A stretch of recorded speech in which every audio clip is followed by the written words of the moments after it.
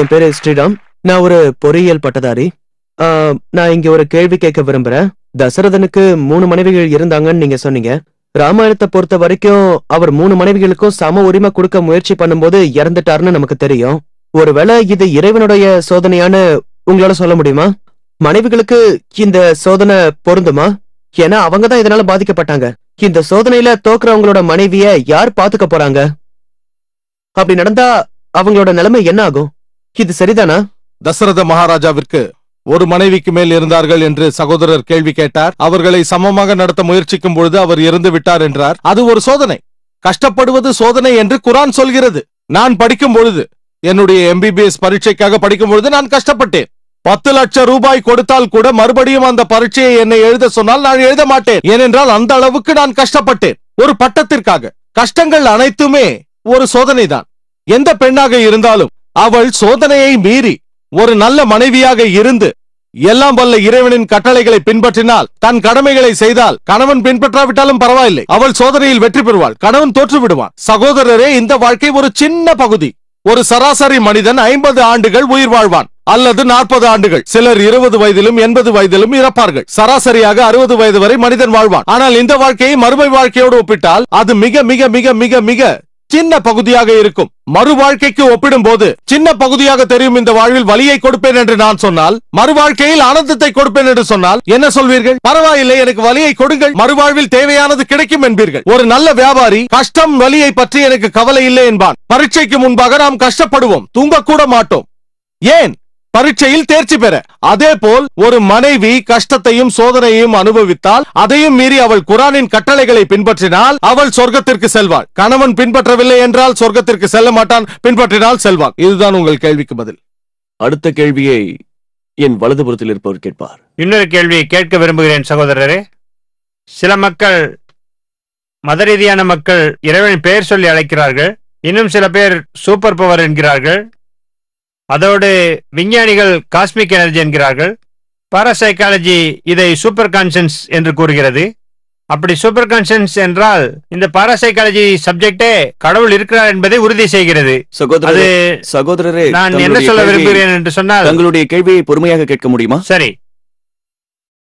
மக்கள் அவரவர்களுடைய அறிவுக்கேற்றாற்போல் கடவுளை அழைக்கிறார்கள், ரைட்? சில மக்கள் அதை சூப்பர் கான்ஷியன்ஸ் என்கிறார்கள். சில மக்கள் அதை சூப்பர் பவர், சுப்ரீம் பவர் என்றெல்லாம் கூறுகிறார்கள். இப்பொழுது நாம் காஸ்மிக் எனர்ஜியை எடுத்துக்கொள்ளலாம். இந்த எனர்ஜி தான் ஆரம்பத்திலிருந்து இருந்திருக்கிறது, உலகத்தை உருவாக்கியது என்று விஞ்ஞானிகள் கூறுகிறார்கள். ஆனா இதை சில மக்கள் கட்டுக்கதைன்னு சொல்றாங்க. இந்த கட்டுக்கதை ரோமன் எம்பரரால கான்ஸ்டான்டினோபிள்ங்கிற இடத்துல கிபி 325 உருவாக்கப்பட்டதா சொல்றாங்க. இந்த கட்டுக்கதைகளை பிரச்சாரம் பண்ணாங்க. கடவுள் 7வது நாள் ஓய்வெடுத்தார்னு அதுல அவங்க சொல்றாங்க. நான் அந்த மதத்துடைய பேரை சொல்ல விரும்பல. அந்த காஸ்மிக் எனர்ஜி ஓய்வெடுக்க போயிருச்சுன்னா நிச்சயமாக எல்லாமே ஒரு சில நொடிகள்லயே அழிஞ்சு போகும். நான் என்ன தெரிஞ்சுக்க விரும்புறேன்னா, இந்த காஸ்மிக் எனர்ஜி படைக்கிறதுக்கு முன்னாடி என்ன செஞ்சுக்கிட்டு இருந்தது, படைச்சதுல இருந்து இந்த மனித இனத்துடைய முடிவு வரையும் என்ன செய்ய போகுது, அதுக்கப்புறம் என்ன செய்ய போகுது. சகோதரர், அதாவது இந்த உலகத்துடைய இருப்பு உள்ளமை. அவருக்கு உங்கள் கேள்வி. இறைவனை சிலர் சூப்பர் கான்சியஸ் என்றும் சூப்பர் பவர் என்றும் காஸ்மிக் எனர்ஜி என்றும் அழைக்கிறார்கள் என்று சகோதரர் சொல்கிறார். எந்த பெயராக இருந்தாலும் சரியான பெயராக இருக்க வேண்டும். தவறான பெயராக இருந்தால் ஏற்க மாட்டோம். சூப்பர் பவர் என்று சிலர் சொல்கிறார்களா? பிரச்சனை இல்லை. சூப்பர் பீயிங் என்றாலும் பிரச்சனை இல்லை. சில பெயர்கள் சரியாக இருக்கலாம், சில பெயர்கள் தவறாக இருக்கலாம். விஞ்ஞானிகள் சில பெயர் காஸ்மிக் எனர்ஜி என்று சொல்லுகிறார்கள். 7ஆம் நாள் இறைவன் ஓய்வெடுப்பதாக சொல்லும் ஒரு மதத்தை பற்றி சொன்னீர்கள். பைபிளிலிருந்து நீங்கள் அதை சொன்னீர்கள்.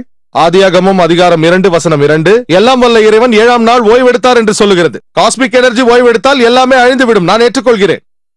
ஆகவே அந்த வசனத்தை நாம் ஏற்கவில்லை. இறைவனை காஸ்மிக் எனர்ஜி என்று அழைப்பதை நான் ஏற்கவில்லை. அனைத்து விதமான எனர்ஜிகளையும் படைத்தவனே இறைவன் தான். இறைவன் காஸ்மிக் எனர்ஜி இல்லை, அதற்கும் மேலானவன். அவன் அனைத்தையும் படைத்தவன், மேலும் எல்லாமே அவனை சார்ந்துதான் இருக்கிறது. ஆகவே இறைவன் ஓய்வெடுத்தான் என்று சொல்லும் அந்த வசனத்தை நாம் ஏற்கவில்லை. அவனுக்கு ஓய்வு தேவையில்லை. புனித குரான் சூரா அல் பக்ராவில் அத்தியாயம் 2 வசனம் 255 இறைவன் உறங்குவதும் இல்லை, அவனுக்கு ஓய்வும் தேவையில்லை. ஆகவே எல்லாம் வல்ல இறைவனை பற்றிய இந்த கருத்து தவறான ஒன்று. சரியான கருத்து குரானில் உள்ளது. இறைவனுக்கு ஓய்வு தேவையில்லை. பெயரை பொறுத்தவரையில் அது சரியாக இருந்தால் எங்களுக்கு எந்த பிரச்சனையும் இல்லை. தவறான பெயராக இருந்தால் பிரச்சனை உண்டு. இன்றைய விஞ்ஞானிகள் கடவுள் இல்லை என்று சொல்லவில்லை. ஆனால் கடவுள் தன்மையை வேறு விதமாக விளக்குகிறார்கள், அவ்வளவுதான். முஸ்லிம் அல்லாத சகோதர சகோதரிகளை தயவு செய்து மைக் அருகில் வந்து நிற்குமாறு கேட்டுக்கொள்கிறேன். அப்பொழுதுதான் கேள்வி கேட்பதற்கு வாய்ப்பு அளிக்க சுலபமாக இருக்கும். என் பேரு கலைசெல்வன். மிஸ்டர் சாரி, டாக்டர் ஏற்கனவே சொன்னாரு. கடைசி இறைத்தூதர் முகமது நபின்னு. நான் என் நண்பர் மூலமா இயேசு கிறிஸ்து திரும்பவும் வருவாருன்னு நான் கேள்விப்பட்டேன். அவர் சொன்னது உண்மையா இல்லையா?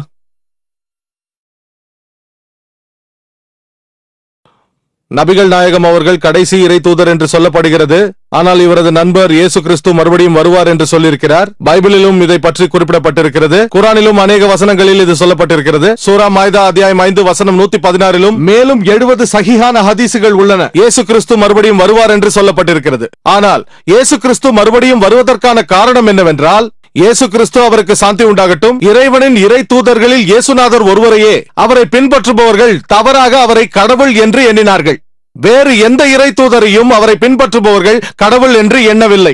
ஆனால் அநேக கிறிஸ்தவர்கள் இயேசு கிறிஸ்து அவருக்கு சாந்தி உண்டாகட்டும், அவர்கள் தவறாக அவரை கடவுள் என்று எண்ணினார்கள். அதனால்தான் அல்லாஹ் சுப்ஹானஹு வ தஆலா அவரை உயர்த்தினார்.